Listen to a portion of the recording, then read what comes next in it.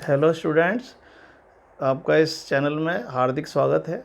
और देखिए, एक बार पुनः आपके साथ उपस्थित हूँ मैं एक नए टॉपिक के साथ। और ये जो टॉपिक है बहुत ही इम्पोर्टेंट है, यह है राजस्थान का एकीकरण। अभी हम राजस्थान की ज्योग्राफी पढ़ रहे हैं और हमने इसके बहुत सारे टॉपिक डिस्कस भी किए हैं। देखिए, राजस्थान कैसे बना, राजस्थान को पहले क्या कहते थे, है ना, और फिर उसका क्या धीरे धीरे राजस्थान कैसे नाम पड़ा।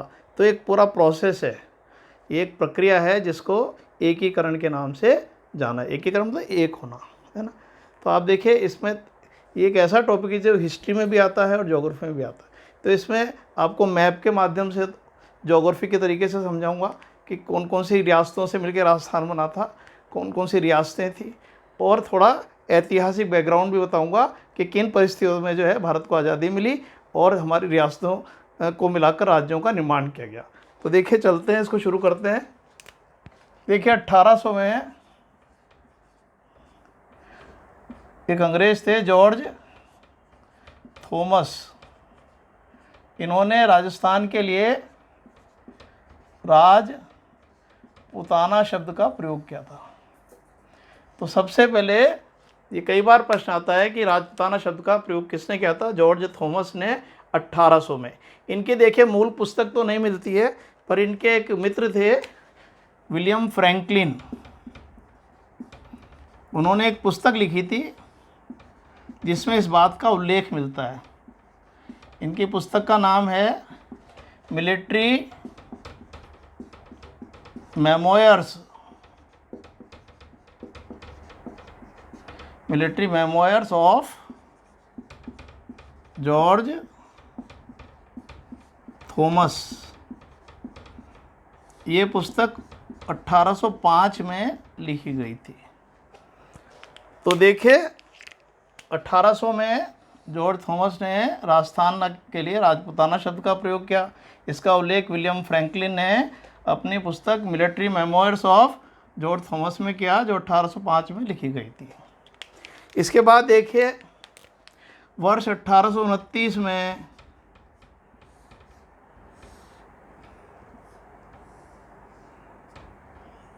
कर्नल जेम्स टॉड, जिन्हें राजस्थान के इतिहास का जनक कहा जाता है, ये स्कॉटलैंड के रहने वाले थे। स्कॉटलैंड इंग्लैंड का ही एक प्रांत है। इन्होंने 1829 में कर्नल जेम्स टॉड ने एक पुस्तक लिखी थी, annals and antiquities of Rajasthan. ये किताब भी कई बार पूछ ली जाती है। Annals and antiquities of, English में है पुस्तक। कर्नल जेम्स टॉड ने, जो इंग्लैंड के प्रांत स्कॉटलैंड के रहने वाले थे, पुस्तक लिखी annals and antiquities of Rajasthan. कब लिखी? 1829 में।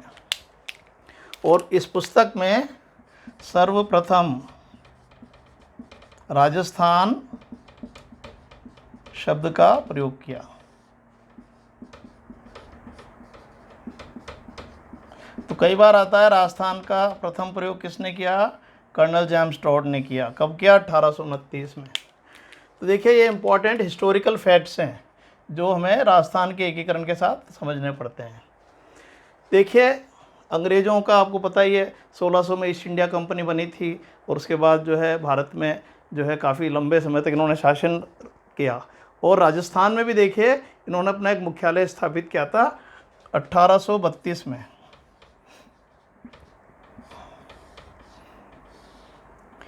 राजपूताना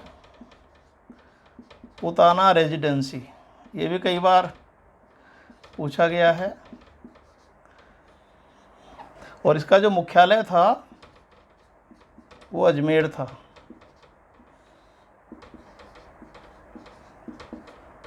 और अंग्रेज़ों का एक रेजिडेंट था जिसको एजीजी कहते थे, एजेंट टू गवर्नर जनरल। ये जो था, जो गवर्नर जनरल था, उसके प्रति रिस्पॉन्सिबल होता था। तो भारत में सबसे बड़ा जो अधिकारी था ब्रिटिश सरकार का, वो गवर्नर जनरल। उसके अधीन जो है, क्योंकि 1857 से पहले ये गवर्नर जनरल कहलाते थे। और 1857 की क्रांति के बाद ये पदनाम वायसराय हो गया था। तो उस समय गवर्नर जनरल के अधीन जो है एजीजी होता था और उसके अधीन जो है पीए होते थे, पॉलिटिकल एजेंट। तो पॉलिटिकल एजेंट एजीजी को रिपोर्ट करता था और एजीजी गवर्नर जनरल को रिपोर्ट करता था। इस प्रकार ये शासन चलाया जाता था। तो ये राजपूताना, इसका मुख्यालय अजमेर में हो गया और बाद में इसे माउंट आबू में शिफ्ट कर दिया गया था। देखिए इसके बाद यदि हम बात करें तो एक है क्लीमेंट एटली। कई बार ये प्रश्न आता है कि भारत की आज़ादी के समय या राजस्थान के एकीकरण के समय ब्रिटेन के प्रधानमंत्री कौन थे। ये सब ऐतिहासिक फैक्ट्स हैं जो इससे जुड़े हुए हैं। तो ब्रिटेन के प्रधानमंत्री कौन थे? क्लीमेंट एटली, है ना। आज़ादी के समय, राजस्थान के एकीकरण के समय, कैसे भी आ जाए, इन्होंने 20 फरवरी 1947 को एक घोषणा करी जिसे 20 फरवरी की घोषणा कहा जाता है, 20 फरवरी डिक्लेरेशन। ये बहुत इम्पोर्टेंट है, भारत की आज़ादी के समय की गई घोषणा थी। और अंग्रेज़ों ने कहा इस घोषणा के द्वारा कि हम जून 1948 से पूर्व भारत छोड़ देंगे। इन्होंने क्या कहा, ये बहुत इम्पोर्टेंट है, जून 1948। देखिए आप, कहाँ तो भारत 1947 में ही आज़ाद हो गया, पर इन्होंने तो घोषणा की थी कि जून 1948 में, क्योंकि भारत में स्थिति बहुत ख़राब हो रही थी, है ना। जो मुस्लिम लीग थी वो पाकिस्तान की मांग पर अड़ी हुई थी, कांग्रेस जो विभाजन के पक्ष में नहीं थी, महात्मा गांधी भी विभाजन नहीं चाहते थे। ऐसी स्थितियों में इन्होंने घोषणा करी कि अब भारत में जो है ब्रिटिश सरकार और अधिक नहीं बने रहना चाहती और अब वो जो है जून 1948 से पहले भारत छोड़ देंगे। देखिए विद्यार्थियों, ये बहुत हिस्टोरिकल फैक्ट्स हैं जो पूछे जाते हैं, है ना। भारत की आज़ादी के संबंध में, चाहे एकीकरण के संदर्भ में, कैसे भी पूछ सकते हैं आपसे। तो ये घोषणा हो गई। अब देखिए लॉर्ड माउंट बैटन, ये कौन थे? भारत के अंतिम वायसराय, है ना, कई बार आता है, भारत के अंतिम वायसराय कौन थे? देखिए जो है वायसराय का जो पद था, ये 1857 की क्रांति के बाद, 1857 की क्रांति 58 में प्रारंभ हुआ था। वायसराय का पद कब प्रारंभ हुआ? 1858 में, 1857 क्रांति के बाद। और इसका अर्थ था सिंहासन का प्रतिनिधि। इसको क्या बोलते थे? सिंहासन का प्रतिनिधि, रिप्रेजेंटेटिव ऑफ द क्राउन, है ना, रिप्रेजेंटेटिव ऑफ द क्राउन। तो जो गवर्नर जनरल थे पहले, वो ईस्ट इंडिया कंपनी का सबसे बड़ा अधिकारी हुआ था। और जब ईस्ट इंडिया कंपनी भारत में शासन संभालने में विफल हो गई, तो 1857 क्रांति के बाद महारानी विक्टोरिया ने घोषणा करी, इसे महारानी विक्टोरिया घोषणा कहते हैं। और उसके द्वारा भारत में एक नए पद का सृजन किया गया जिसको वायसराय कहा गया। और अब जो है हम, भारत जो है डायरेक्ट ब्रिटिश सरकार के अधीन आ गया। 1857 से पहले ईस्ट इंडिया कंपनी का शासन था। 1858 के बाद भारत किसके अधीन हो गया? ब्रिटिश सरकार के अधीन। ब्रिटिश मंत्रिमंडल में एक व्यक्ति भारत सचिव कहलाता था, सेक्रेटरी टू इंडिया, और वो भारतीय मामले देखता था और अपने कार्यों के प्रति ब्रिटिश सरकार के प्रति रिस्पॉन्सिबल होता था। तो जो सिंहासन का प्रतिनिधि वायसराय कहलाता था, वो एक राज परिवार का व्यक्ति होता था जो यहाँ पर आता था। तो आप देखिए उस समय जो था सबसे पहला जो वायसराय था, प्रथम लॉर्ड कैनिंग था, जिसके समय 1857 की क्रांति हुई थी।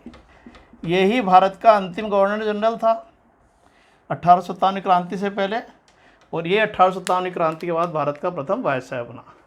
तो अब जब 1947 की बात कर रहे हैं, तो जब क्लीमेंट एटली ने घोषणा कर दी कि जो है ब्रिटिश सरकार जून 48 से पहले भारत छोड़ देगी, तो अंतिम वायसराय बनाकर भारत के मैंने लिख दिया, वायसराय बनाकर लॉर्ड माउंटबेटन 24 मार्च 1947 को लॉर्ड माउंटबेटन भारत आए। तो आप देखिए, अंतिम वायसराय बनकर 24 मार्च को लॉर्ड माउंटबेटन भारत आए। इन्होंने नेताओं से बात करी, मुस्लिम लीग से बात करी, कांग्रेस से बात करी। गांधी जी ने इन्हें कहा भाई विभाजन के पक्ष में नहीं हूँ मैं, तो पर सारी बातें सुनकर फिर इंग्लैंड गए और फिर वहाँ पर वापस आए। उन्होंने 3 जून को एक योजना प्रस्तुत की, इसको बोलते हैं माउंटबेटन योजना, या 3 जून योजना भी कहते हैं।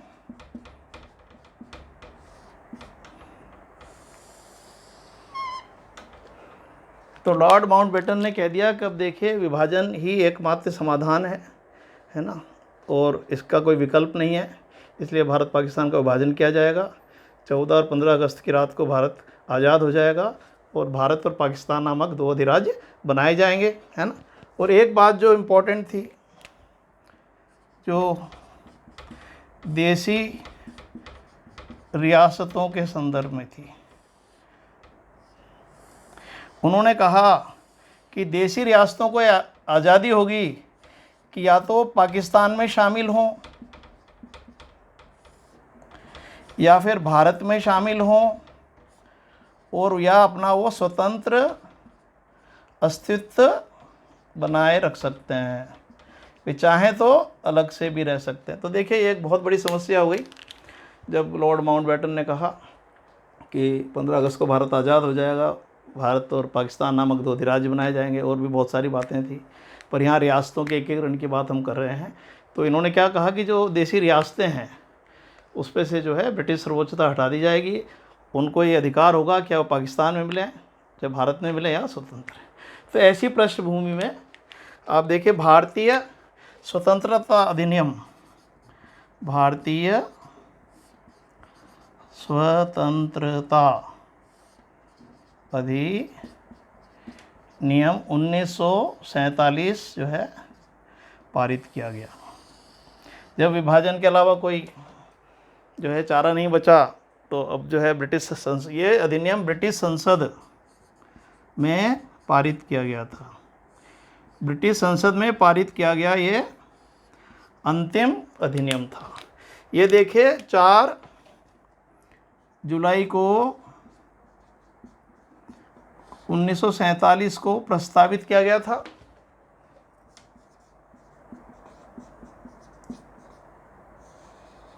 और 18 जुलाई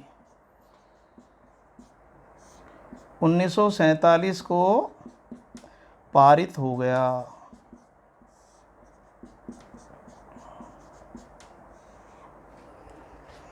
ये डेट्स भी बहुत इंपॉर्टेंट है। देखिए, ये जो मैंने आपको ऐतिहासिक फैक्ट्स लिखे हैं, ये बहुत इंपॉर्टेंट है। तो पहले क्लीमेंट एटली ने घोषणा कर दी कि जून 48 से पहले अंग्रेज छोड़ देंगे, क्योंकि परिस्थितियां ऐसी नहीं थी, पर परिस्थितियां और ज़्यादा विकट हो गई थी, इसलिए भारत को जो है पहले ही आज़ाद करना पड़ा। अंतिम वायसराय बन के लॉर्ड माउंटबेटन आए। प्रथम कौन थे? लॉर्ड कैनिंग थे। ये पद कब शुरू हुआ? 58 से, और महारानी विक्टोरिया की घोषणा के बाद से शुरू हुआ था, और इसका अर्थ था सिंहासन का प्रतिनिधि, रिप्रेजेंटेटिव ऑफ द क्राउन, क्योंकि ये सिंहासन का ही एक व्यक्ति राज परिवार का होता था।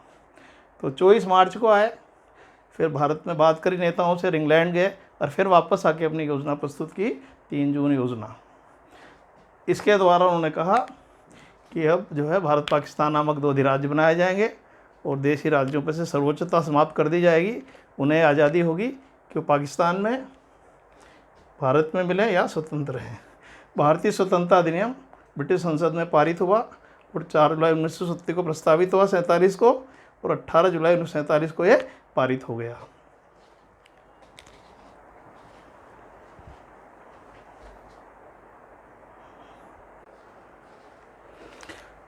तो देखिए ये अंतिम जो अधिनियम था जो ब्रिटिश संसद द्वारा पारित हुआ, इसकी जो धारा 8 थी, धारा 8 के अनुसार देशी रियासतों पर से ब्रिटिश सर्वोच्चता समाप्त कर दी गई।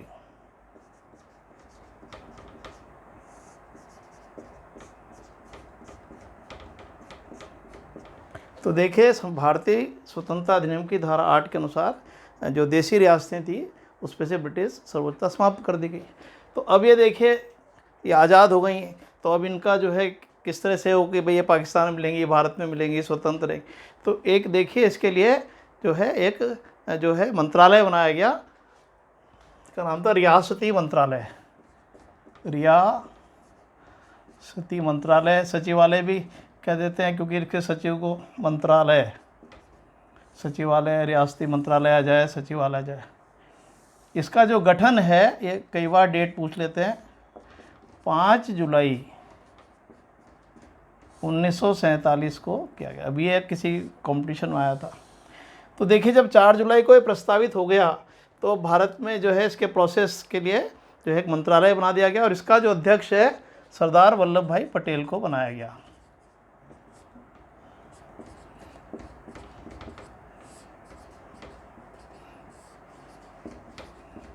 और देखिए भारत में राजस्थान में एकीकरण का जो महान कार्य है इन्होंने ही किया था, और ये आज़ादी के बाद भारत के उप प्रधानमंत्री भी थे, और क्योंकि गृह मंत्रालय भी इन्हीं के पास था तो ये गृह मंत्री भी थे। तो इनके अधीन जो है भारत में ये एकीकरण का महान कार्य हुआ, भारत के राज्य बने, राजस्थान बना। तो ये प्रश्न आता है कि राजस्थान के निर्माण में सबसे ज़्यादा भूमिका किसकी थी?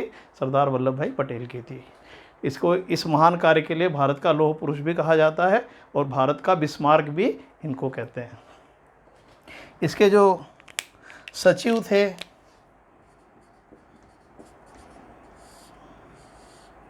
श्री वीपी मेनन थे। ये सचिव भी थे और सलाहकार भी थे। देखो इनको इसलिए चुना गया था वीपी मेनन को कि इनके जो नरेश थे राजाओं रियासतों के, उनसे बहुत अच्छे संबंध थे, और ये जो वीपी मेनन थे माउंटबेटन के भी सलाहकार थे। तो इसलिए जो है इन्होंने जो है योगदान काफ़ी सराहनीय रहा है, और इन दोनों ने मिलकर जो है भारत में रियासतों का एकीकरण का कार्य किया। तो सचिव वीपी मेनन और अध्यक्ष आए तो सरदार वल्लभ भाई पटेल। और एक इन्होंने एक मापदंड भी निश्चित किया कि वे रियासतें जिनकी वार्षिक आय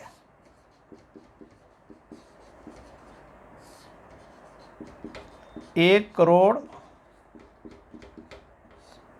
से ज़्यादा होगी और जनसंख्या 10 लाख होगी, है ना, जनसंख्या 10 लाख होगी और वार्षिक आय 1 करोड़ रुपए होगी, वे अपना स्वतंत्र अस्तित्व बनाए रख सकती हैं। ये आपसे पूछ सकते हैं, कई बार पहले ही पूछा।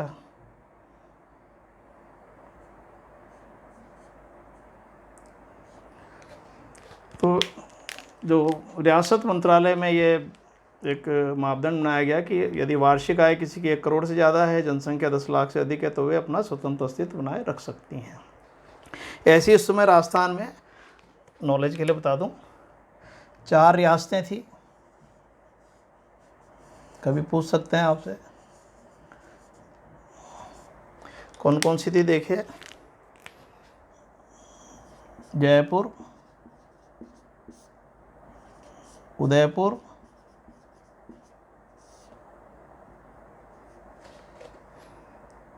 जोधपुर और बीकानेर। तो उस समय ऐसी 4 रियासतें थी जिनकी जनसंख्या 10 लाख से अधिक थी और जो आय थी, वार्षिक आय 1 करोड़ से अधिक थी। तो ये मापदंड बनाया गया कि ये स्वतंत्र अस्तित्व बनाए रख सकती है। देखिए, इसका स्क्रीनशॉट ले लीजिए। ये देखिए, हिस्टोरिकल बैकग्राउंड बहुत इंपॉर्टेंट है रियासतों का एकीकरण को समझने के लिए, है ना। उसके बाद जो है हम अभी थोड़ा सा हिस्टोरिकल चीज़ें और समझेंगे और फिर मैं आपको याद कराऊंगा कि राजस्थान में कौन कौन सी रियासतें थी जिनका राजस्थान में विलय हुआ था।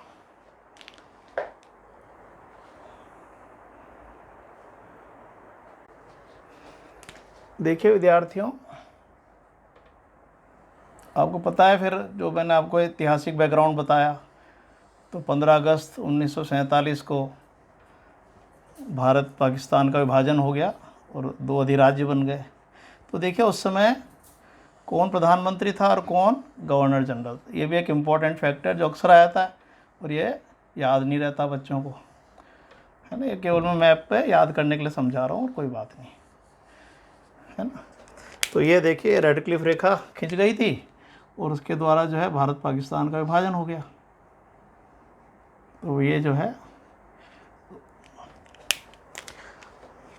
और उस समय तो देखिए ये वाला जो हिस्सा था ये भी पाकिस्तान था जो बाद में बांग्लादेश बन गया था। तो ये सारी भारत पाकिस्तान के बीच सीमा हुई थी।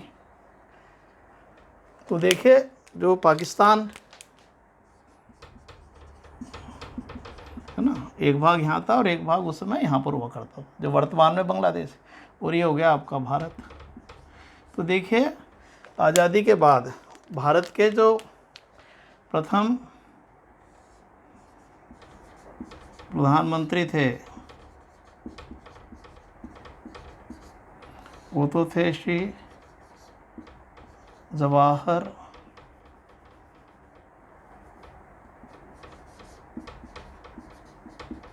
लाल नेहरू।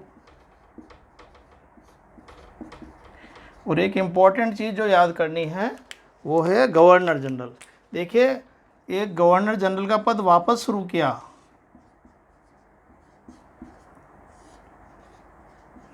तो आज़ाद भारत के प्रथम गवर्नर जनरल कौन बने? लॉर्ड माउंटबेटन, है ना। ये कन्फ्यूज़न हो जाता है। तो देखिए, जो अंतिम वायसराय थे जब भारत आज़ाद हुआ तो वापस गवर्नर जनरल का पद शुरू हुआ और यही भारत के प्रथम गवर्नर जनरल भी कहलाए। और बाद में एक सी राजगोपालाचारी बने। तो आज़ाद भारत के प्रथम तो ये होते हैं, उसके बाद सी राजगोपालाचारी होते हैं। तो ये भारत की बात मैंने बताई।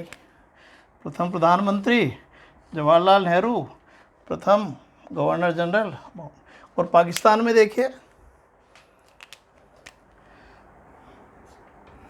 जो प्रथम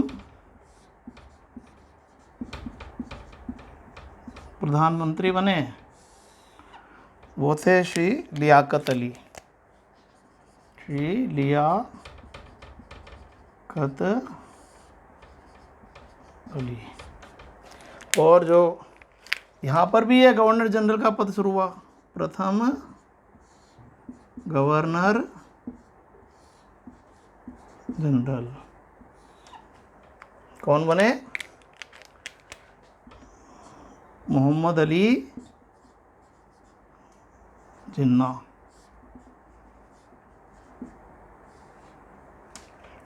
तो ये बहुत इंपॉर्टेंट फैक्ट है जो मैं आपको बता रहा हूँ। भारत के प्रधानमंत्री जवाहरलाल नेहरू और पाकिस्तान के कौन बने? श्री लियाकत अली। भारत के प्रथम गवर्नर जनरल लॉर्ड माउंटबेटन और यहाँ के श्री मोहम्मद अली जिन्ना। तो ये आप अच्छे से याद करें, पूछ। और जो है ब्रिटिश प्रधानमंत्री मैंने बता ही दिया, क्लीमेंट एटली था। ये प्रश्न अक्सर आ जाते हैं। तो आज़ादी के समय जो भारत में गवर्नर जनरल कौन थे? Lord Mountbatten. ब्रिटेन के प्रधानमंत्री कौन थे? क्लीमेंट एटली। देखिए अब जो है, जब भारत आज़ाद हुआ तो भारत में 565 रियासतें थी, है ना। तो अभी अपन को देखो भारत का के संदर्भ में नहीं पढ़ रहे हैं, राजस्थान के संदर्भ में पढ़ रहे हैं, तो राजस्थान की बात करते हैं। और राजस्थान में देखिए उस समय कौन कौन सी इकाइयाँ थी। 3 प्रकार की इकाइयाँ थी। एक तो थी रियासतें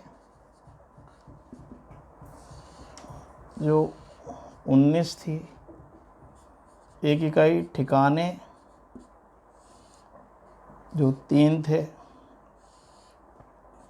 और एक इकाई थी केंद्र शासित प्रदेश। ये था एक। अजमेर मेरवाड़ा था, 3 ठिकाने थे और 19 रियासतें। इसको भी अपन मैप पर समझेंगे। और देखिए इन 19 रियासतों, 3 ठिकानों और केंद्र शासित प्रदेश से मिलकर वर्तमान राजस्थान का निर्माण हुआ। तो सबसे इम्पॉर्टेंट बात यह है कि हम ये जानें मानचित्र पर कि ये रियासतें कौन कौन सी हैं, कहाँ पर हैं, है ना। जब रियासतें याद होंगी तो उनको क्लबिंग करके ये याद करना आसान हो जाएगा कि किस तरह से राजस्थान का निर्माण हुआ है। तो है ना, सबसे इम्पॉर्टेंट पॉइंट है और उसको अच्छे से ध्यान रखना है आपको। मैप पर राजस्थान की रियासतों को समझना है। देखिए एक और बात है, एक बार आरएस में आया था, कुल इकाइयाँ, है ना, कुल कितनी इकाइयाँ।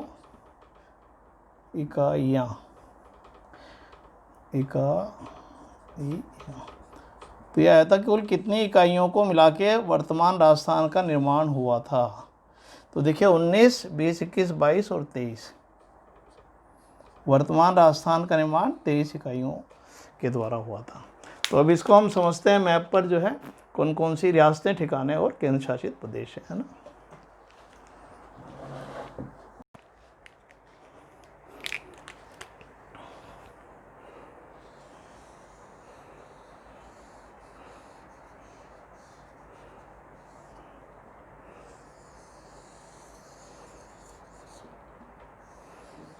देखिए विद्यार्थियों, बहुत अच्छे से इस टॉपिक को मैं क्लियर करा दूंगा आपको, पर सारी चीज़ें मैप पर ही करनी है आपको।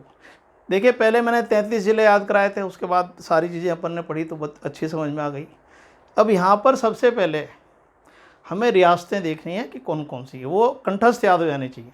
फिर उसके बाद सेकंड पार्ट में हम क्लबिंग करेंगे उसकी, और क्लबिंग करके बताएंगे कि मत्स्य संघ बना, फिर राजस्थान संघ बना, फिर संयुक्त राजस्थान बना, बृहत राजस्थान बना। तो देखिए फटाफट याद हो जाएगा, डेट्स भी याद हो जाएंगी, नाम भी याद हो जाएंगे, है ना। तो देखिए चलते हैं, रियासतें कौन कौन सी थी। देखिए पूर्वी राजस्थान में अपन ने 5 ज़िले याद करे थे, याद आ रहा है आपको। अलवर, भरतपुर, धौलपुर, करौली, सवाई माधोपुर। अलवर, भरतपुर, धौलपुर, करौली, सवाई माधोपुर। तो ये अलवर, भरतपुर, धौलपुर, करौली, सवाई माधोपुर नहीं थी। तो आपको 4 याद करनी है इसमें, अलवर, भरतपुर, धौलपुर और करौली। देखिए कहीं कोड वर्ड बनाने की कुछ भी ज़रूरत नहीं है, बहुत आसानी से चीज़ें याद हो जाएंगी। तो मैंने जो पूर्वी राजस्थान में आपको ज़िले याद कराए थे उसमें से 4 ज़िले हैं। सवाई माधोपुर नहीं है, ध्यान रखना। अलवर है, भरतपुर है, धौलपुर है, करौली है, ठीक है। सवाई माधोपुर नहीं है, 4 याद कर लो। हाड़ौती में देखिए 4 ज़िले याद करे थे, कोटा, बूंदी, झालावाड़ और बारह तो बहुत बाद में बना था 91 में।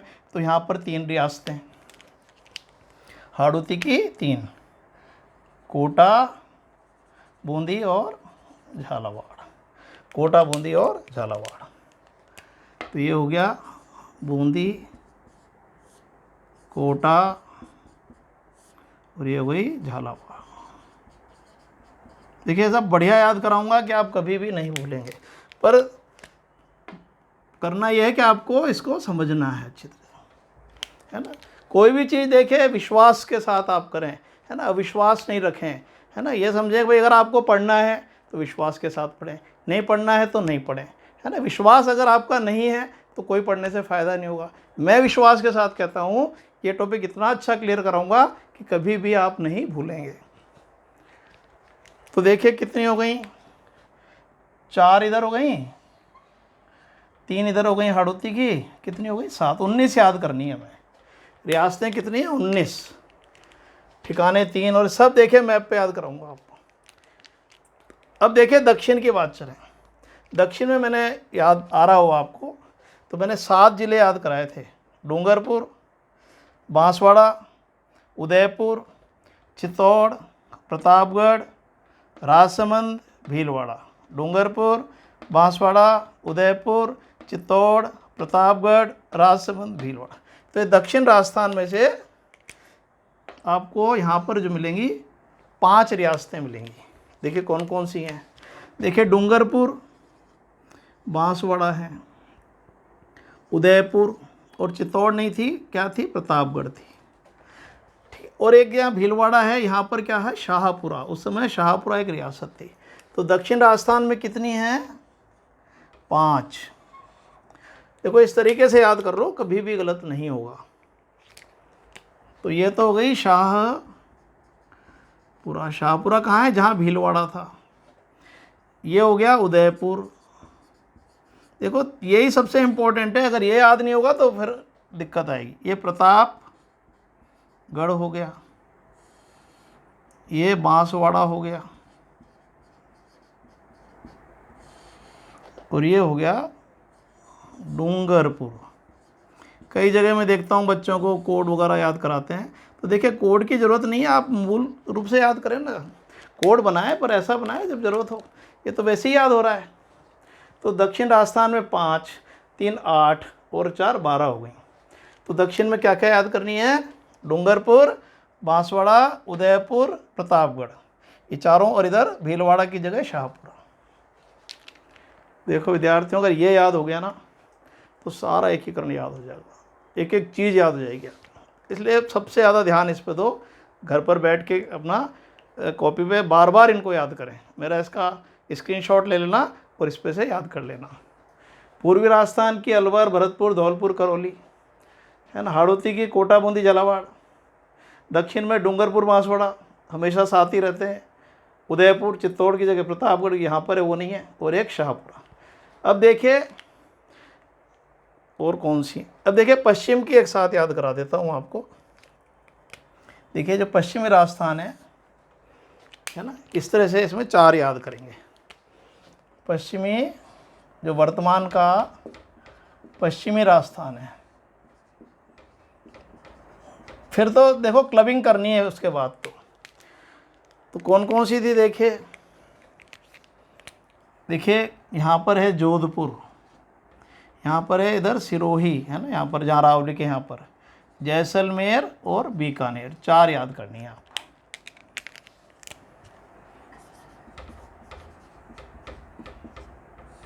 बीकानेर, जैसलमेर, जोधपुर। ये दोस्तों बहुत बड़ी बड़ी रियासतें हुआ करती थी, जयपुर के साथ मिला के जयपुर, जोधपुर, जैसलमेर राजस्थान की बड़ी रियासतें हुआ करती थी। और ये है सिरोही। तो देखिए मैंने वर्तमान के हिसाब से ये आपको बताया। तो 4 पश्चिम में हो गई, 4 और 5 9, 12, 16 हो गई। 16 पूर्वी राजस्थान के अलवर, भरतपुर, धौलपुर, करौली। हाड़ौती की कोटा, बूंदी, झालावाड़। दक्षिण में डूंगरपुर, बांसवाड़ा, उदयपुर, प्रतापगढ़, शाहपुरा। पश्चिम में जोधपुर, जैसलमेर, बीकानेर और सिरोही। देखिए विद्यार्थियों, इसके बाद जो है 3 रियासतें जो है ये बीच में हैं। बूंदी के ऊपर देखिए मैंने आपको टोंक याद कराया था यहाँ पर, तो टोंक एक रियासत थी, और टोंक के ऊपर जयपुर। जब मैंने ज़िले याद कराए थे तो आपको बताया था टोंक, बूंदी के ऊपर टोंक के, फिर जयपुर। और देखिए यहाँ पर जहाँ अजमेर है वहाँ पर एक रियासत थी किशनगढ़। ये जहाँ अजमेर में पड़ता है वर्तमान में भी। तो देखिए 3 रियासतें हो गई, जयपुर, टोंक, किशनगढ़। तो इस तरह से देखिए, मैंने वापस से आपको बता रहा हूँ सारी रियासतें जो आपको बताई हैं। पूर्वी राजस्थान में अलवर, भरतपुर, धौलपुर, करौली, है ना, 4 तो इधर याद करें।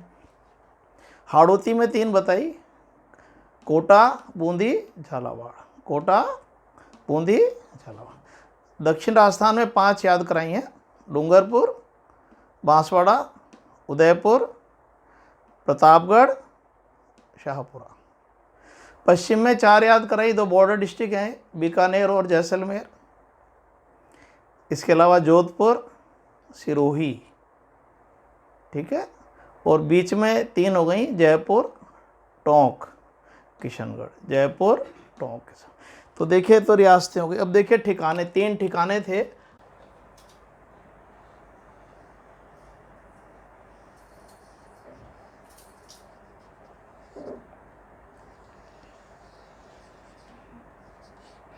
देखिए रियासतें और ठिकाने, रियासतें मैंने बता दी और ये ठिकाने।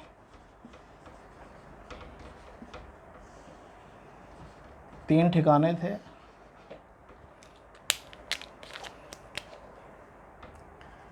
यहाँ पर एक ठिकाना था निमराना,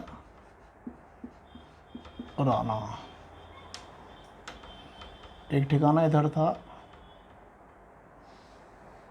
लावा, और एक ठिकाना यहाँ पर था कुशलगढ़। तो ये 3 ठिकाने थे। 19 रियासतें बताई, 3 ठिकाने। देखिए जो निमराना, ये वर्तमान में अलवर ज़िले में स्थित है। लावा जो है वो वर्तमान में टोंक में स्थित है। पर जब ये इसका विलय हुआ था राजस्थान में, उस समय जयपुर रियासत में होता था। कुशलगढ़ जो है वो बांसवाड़ा में। तो इस तरह से 19 रियासतें और ये 3 ठिकाने याद कर लीजिए, निमराना अलवर में, लावा टोंक में, और कुशलगढ़ बांसवाड़ा। और देखिए जो केंद्र शासित प्रदेश है,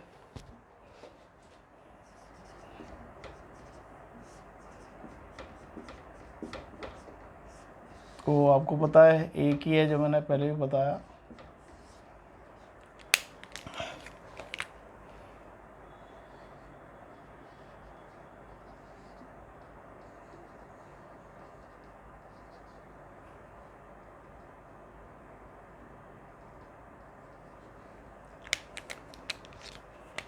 ये बीच में है अजमेर, मेरवाड़ा।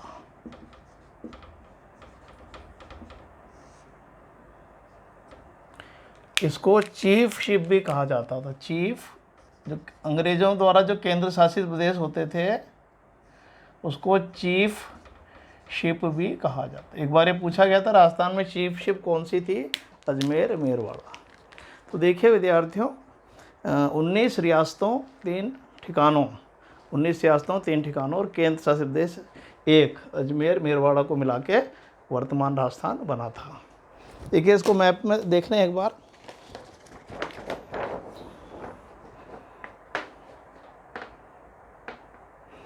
देखिए पूर्वी राजस्थान में 4 रियासतें बताई थी मैंने, अलवर, भरतपुर, धौलपुर, करौली। अलवर, भरतपुर, धौलपुर, करौली। हाड़ौती में 3 बताई थी, कोटा, बूंदी, झालावाड़। कोटा, बूंदी, झालावाड़। दक्षिण में 5 बताई थी,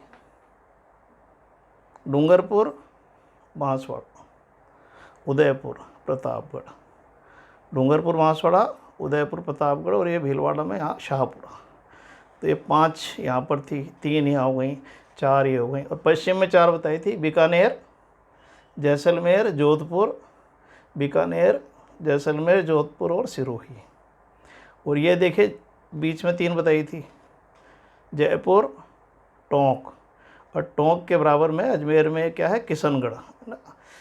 अजमेर तो एक केंद्र शासित प्रदेश था, किशनगढ़ थी। तो ये 19 रियासतें। 3 ठिकाने, ये अलवर में निमराना था,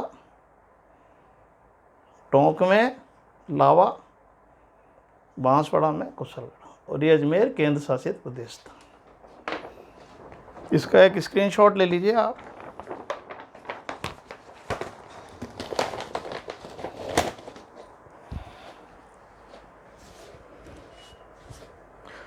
तो देखिए विद्यार्थियों, आज इतना ही करेंगे क्योंकि अभी बहुत सारी बातें और हमें याद करनी है। अब जो नेक्स्ट पार्ट है तो उसमें हम ये देखेंगे कि कौन कौन राजा थे रियासत में, है ना, उनका जो 7 चरण में जो डेट्स क्या क्या थी, क्योंकि डेट पूछ लेते हैं किसी भी चरण की।